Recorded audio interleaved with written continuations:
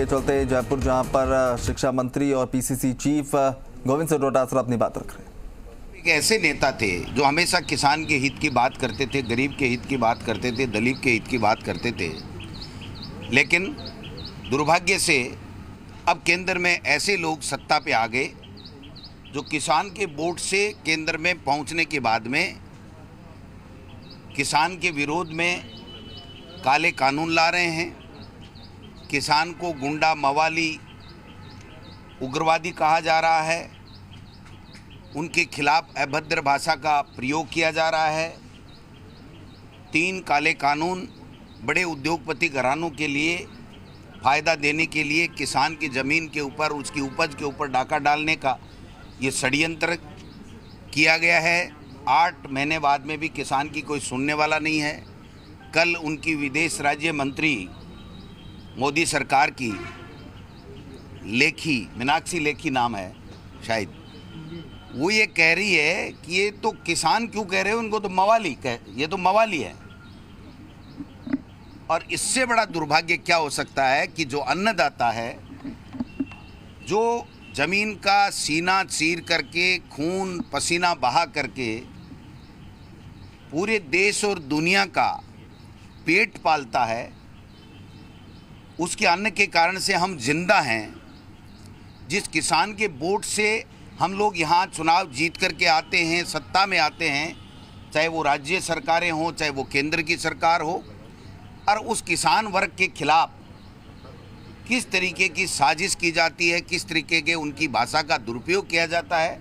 जब NDA 1 बना था तो जो भूमि अधिग्रहण कानून था, वो जो यूपीए सरकार में सर्वसम्मति से, जिसमें बीजेपी भी सहमत थी, उस सर्वसम्मति से प्रस्ताव किए हुए अधिनियम को उन्होंने बदलने की कुचेष्टा की।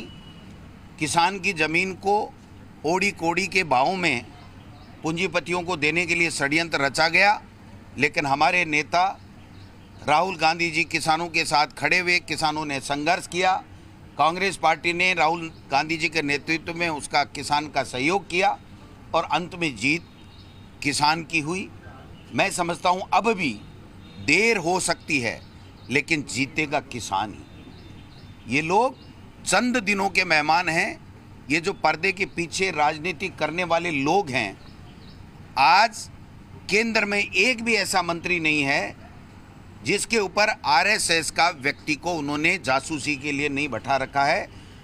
और केंद्र में या भारत में ऐसा कोई भी, किसी भी विपक्षी पार्टी का ऐसा नेता नहीं है जिसकी दूसरी विदेशी कंपनियों के साथ पैसे देकर के, सरकारी पैसे का दुरुपयोग करके ये लोग जासूसी नहीं करवा रहे हैं। राफेल में जिस प्रकार से फ्रांस में जांच बैठाई गई है, मैं समझता हूँ ये भी वापस मामला खुलना चाहिए, इसकी जांच होनी चाहिए। और ये जो पेगासस वाला जो जासूसी कांड है, इसकी भी सुप्रीम कोर्ट से जांच होनी चाहिए। मदेरणा साहब से कुछ तो सीख लो भारतीय जनता पार्टी और RSS वालों। उनको जब लगता था कि किसान के हित में मुझे कानून परिवर्तित करना है, तो वो 1 मिनट में कानून परिवर्तित करते थे और किसान के, दलित के, गरीब के, पिछड़े के हक में फैसला लेते थे। लेकिन आज दुर्भाग्य से ऐसे लोग सत्ता में बैठे हैं जो देश कि जब आज़ादी की जंग पूरे देश के लोग लड़ रहे थे, कांग्रेस पार्टी लड़ रही थी, तब ये लोग मुखबिरी करते थे अंग्रेज़ों की। ऐसे लोग आज केंद्र में सत्ता में आ गए हैं, उनके किसान का दर्द का कोई मतलब नहीं है।